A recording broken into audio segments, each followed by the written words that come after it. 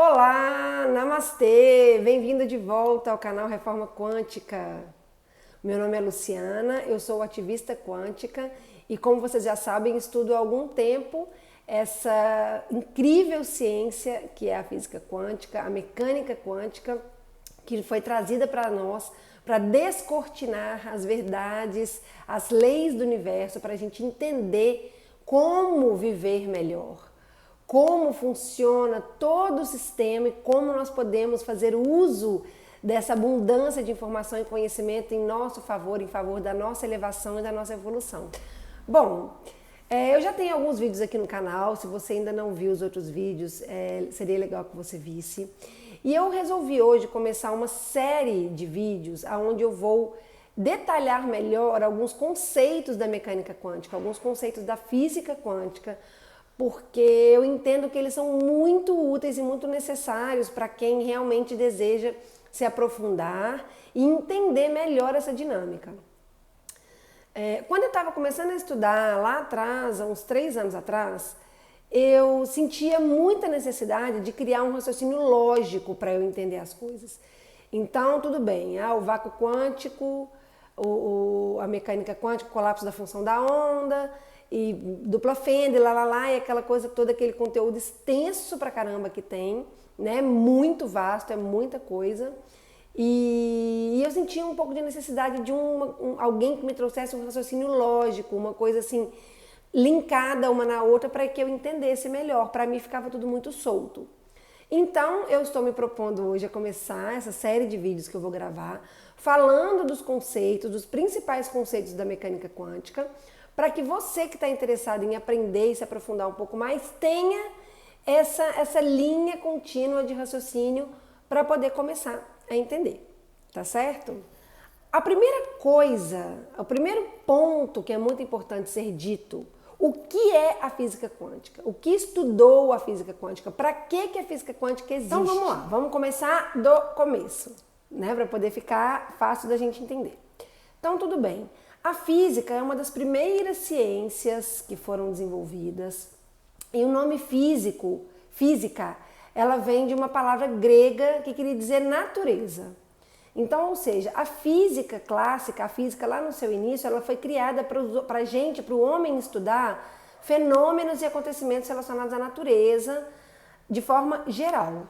Com o passar do tempo, ela foi dividida em vários outros estudos, daí nasceu a química, a biologia, aquela coisa toda, e a física tradicional, né, que a gente tem lá, que estuda, então, esses fenômenos mais relacionados aos corpos no tempo e no espaço. E aí foi dividido em vários processos, estudo da luz, a física ótica, o estudo de movimentos, né, a termodinâmica, aquela coisa toda que a gente sabe da física clássica, tá bem? Com o passar do tempo, a física clássica ela vai estudar então os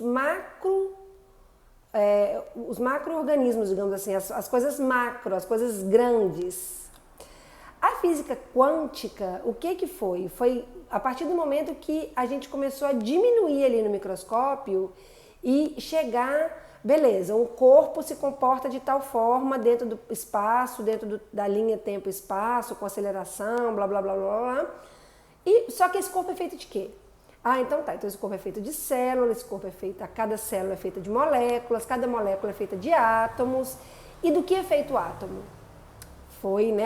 Nós fomos tendo mais possibilidades de diminuir, chegar cada vez mais na minúcia. E com o estudo dos átomos, a gente chegou aí nos nêutrons, nos prótons e nos elétrons. E ainda menor do que isso. Aí que foi chegando, foi descoberto o quark, que é a palavra que deu origem à quântica, o quark. E a origem mesmo mais pequenininho de tudo lá, que é o início de tudo, hoje nós temos 2 teorias que que ainda estão sendo estudadas, que é a teoria da supercorda ou do bóson de Higgs. Bom, como a gente falou então, a física e a ciência de forma geral, elas vão se desenvolver em cima dos experimentos. Tudo tem que ser comprovado em laboratório para poder virar verdade. Se não for comprovado, é uma teoria. Foi comprovado então em laboratório que a matéria ela se trata de energia condensada. tá ok? E mais tarde foi comprovado novamente que, na verdade, essa energia condensada, na verdade, é um campo de energia, ok? Então, a matéria, ela surge disso daí. Quando eu falo matéria, é tudo, tá, gente? É o universo que a gente vê, é a vida, tudo, é o móvel, o carro, tudo. Nós, seres vivos, tudo. A partir daí, então, a gente chega num ponto que foi muito importante para o desenvolvimento da física quântica, para o nascimento, na verdade, da física quântica, que foi o experimento da dupla fenda. A dupla fenda, esse experimento foi realizado há mais de 200 anos, tá ok? E como que ele foi realizado? Um cientista dentro do laboratório, ele fez aquele experimento com um feixe de luz, um feixe de fótons, que ia, como se fosse aquele laser point que a gente tem, tá? Para ficar ilustrado, assim, pra gente entender. Um feixe de fótons, então, que chegava até um ponto lá adiante. Num primeiro momento, o cientista que estava lá fazendo o experimento colocou um obstáculo com uma abertura, assim, uma fenda.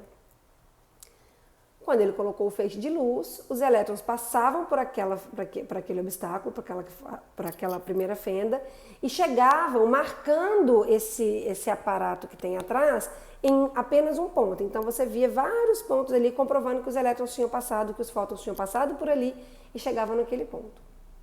Num segundo momento, o cientista foi e colocou duas fendas. Ao invés de colocar uma passagem só assim, né, uma fenda, ele colocou duas fendas, uma do lado da outra.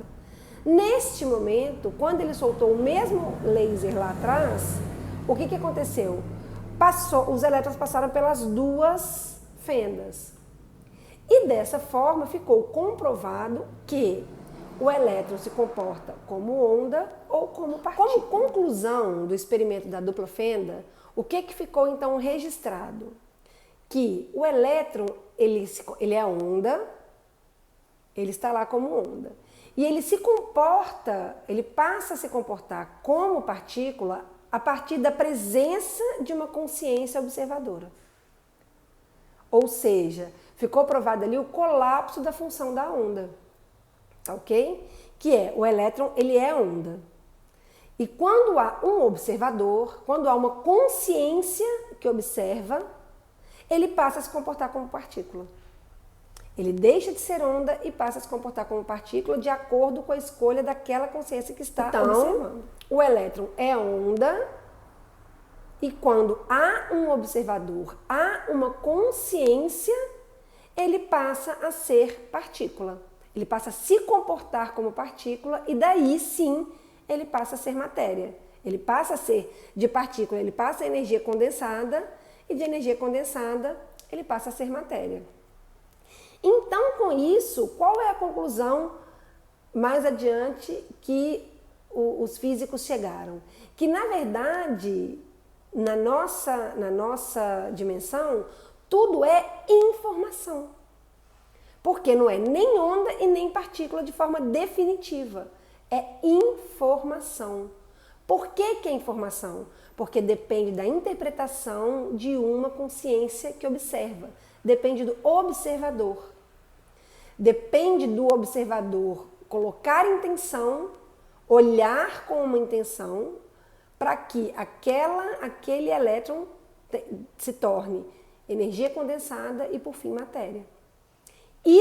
Essa é a grande comprovação da dupla fenda, do experimento da dupla fenda, que é tão discutido, tão falado, tão citado quando a gente começa a estudar física quântica. Bom, após a dupla fenda, então, houve um segundo experimento e nesse segundo experimento ficou comprovado que, na verdade, o elétron, de forma definitiva, ele não era nem onda e nem partícula. Que tudo, na verdade, é informação. Informação que depende do observador para poder colapsar a função daquele elétron, daquele átomo. Daí o termo colapso da função da onda. O elétron está lá como onda e num determinado momento um observador, com sua consciência, colapsa a função daquela onda e a partir daí condensa a energia que vai se tornar a matéria. Então, tudo depende da consciência de quem está observando. Tudo, de forma geral, vai depender da escolha e da interpretação que aquela consciência vai dar na hora de colapsar a função da onda. E essa escolha e essa informação vai ser, obviamente, de acordo com o entendimento e a informação pré-existente que já estava naquela consciência.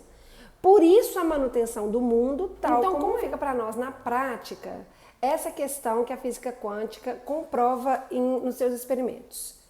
Como que a gente traz isso para a nossa vida prática? Que é isso que é o grande lance, é o grande pulo do gato, digamos assim. Se eu entendo, então, que tudo é informação, que toda a matéria, ela nasce a partir do meu entendimento, da minha interpretação, eu como ser humano, eu como humanidade, o que acontece? A dinâmica do mundo existe como partícula, como massa, como matéria, porque já está totalmente intrínseco em nós e no nosso consciente coletivo, que é assim, que a matéria é dura, né? Que eu não posso trespassar paredes, eu não posso atravessar paredes, eu não posso viajar por um buraco de minhoca, eu não posso entrar aqui agora e sair lá na casa da minha mãe em Belo Horizonte. Isso tudo está muito verdadeiro em nós, nas nossas células e no nosso DNA, como uma verdade tão irrefutável que o mundo é como é.